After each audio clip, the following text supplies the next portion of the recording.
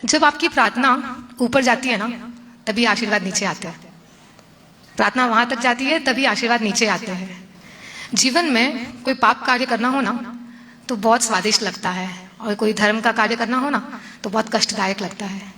जैसे गुरुदेव ने कहा कि कहीं पे भी हम सर झुका देते हैं, हमारे पास क्या नहीं है।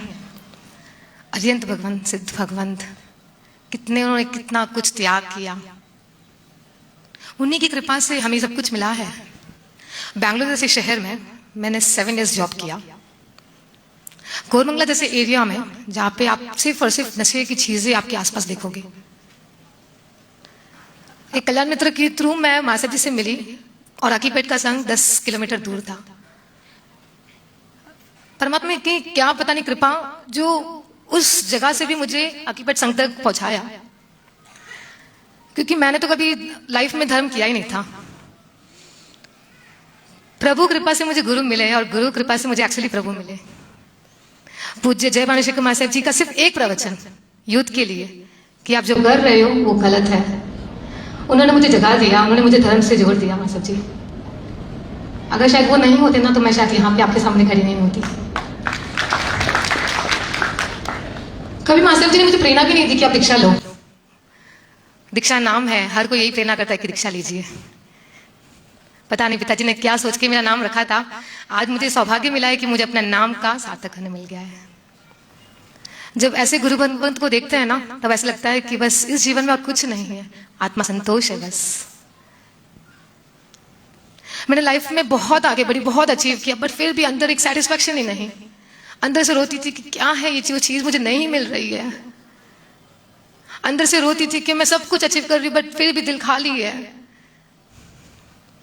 जब गुरु भगवंत से मिली, तब ऐसा लगता था कि बस इस दुनिया में और कुछ है ही नहीं। परमात्मा का स्वरूप समझाया, मुझे समझाया कि आपको बाहर नहीं अंदर में रहना है।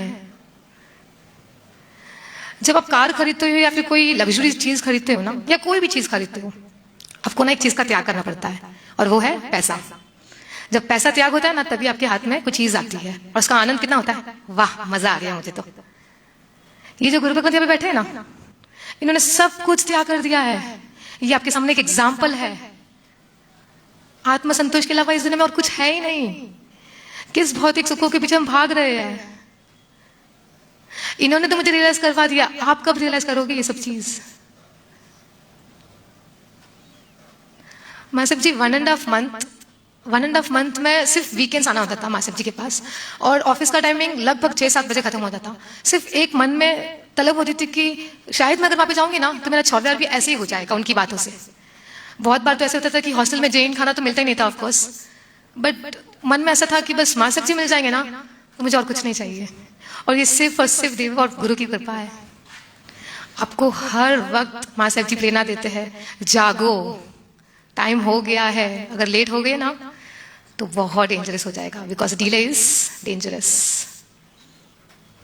Delay is very dangerous. ये भाव मिला है आपको, इसके बाद में आपको क्या पता कहाँ आप भटकते रहोगे।